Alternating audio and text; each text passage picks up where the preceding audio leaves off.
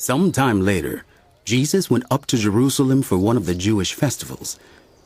Now, there is in Jerusalem near the sheep gate a pool, which in Aramaic is called Bethesda, and which is surrounded by 5 covered colonnades. Here, a great number of disabled people used to lie: the blind, the lame, the paralyzed. One who was there had been an invalid for 38 years. When Jesus saw him lying there and learned that he had been in this condition for a long time, he asked him, "Do you want to get well?" "Sir," the invalid replied, "I have no one to help me into the pool when the water is stirred. While I'm trying to get in, someone goes down ahead of me." Get up, pick up your mat, and walk. At once, the man was cured.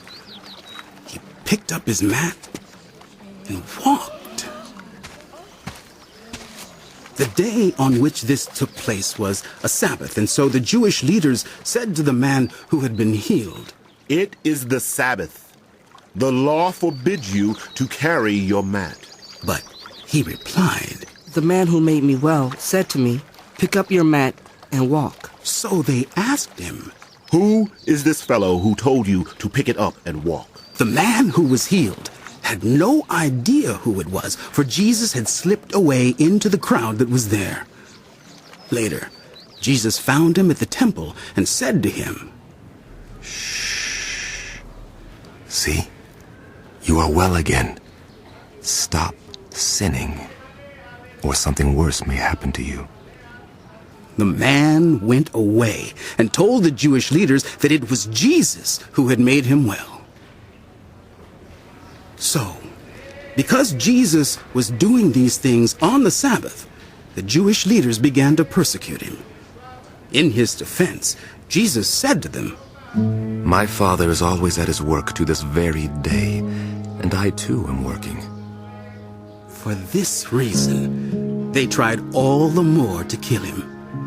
Not only was he breaking the Sabbath, but he was even calling God his own Father, making himself equal with God. Jesus gave them this answer. Very truly, I tell you, the Son can do nothing by himself. He can do only what he sees his Father doing, because whatever the Father does, the Son also does. For the Father loves the Son and shows him all he does. Yes, and he will show him even greater works than these, so that you will be amazed. For just as the Father raises the dead and gives them life, even so the Son gives life to whom he is pleased to give it. Moreover, the Father judges no one, but has entrusted all judgment to the Son, that all may honor the Son just as they honor the Father. Whoever does not honor the Son does not honor the Father who sent him. Very truly I tell you, whoever hears my word and believes him who sent me has eternal life, and will not be judged, but has crossed over from death to life. Very truly I tell you, a time is coming, and has now come, when the dead will hear the voice of the Son of God, and those who hear will live. For as the Father has life in himself, so he has granted the Son also to have life in himself. And he has given him authority to judge, because he is the Son of Man.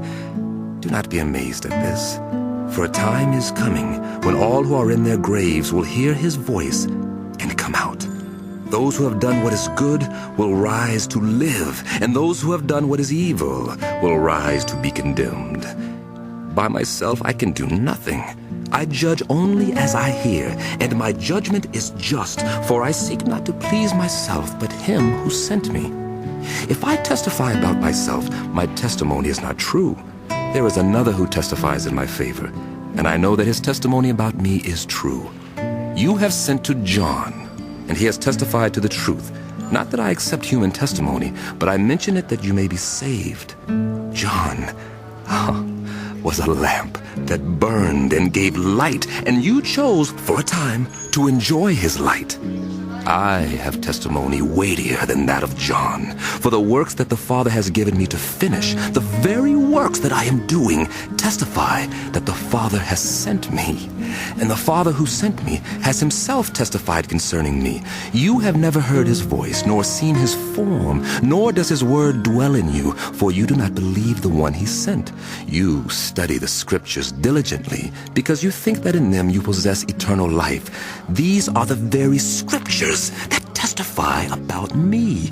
Yet, you refuse to come to me to have life. I do not accept glory from human beings, but I know you. I know that you do not have the love of God in your hearts. I have come in my Father's name, and you do not accept me. But if someone else comes in his own name, you will accept him. How can you believe? Since you accept glory from one another, but do not seek the glory that comes from the only God.